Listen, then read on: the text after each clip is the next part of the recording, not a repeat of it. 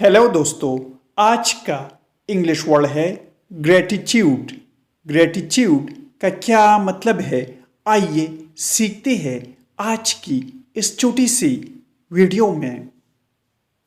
Gratitude का मतलब है शुक्र, शुक्राना या शुक्र गुजारी।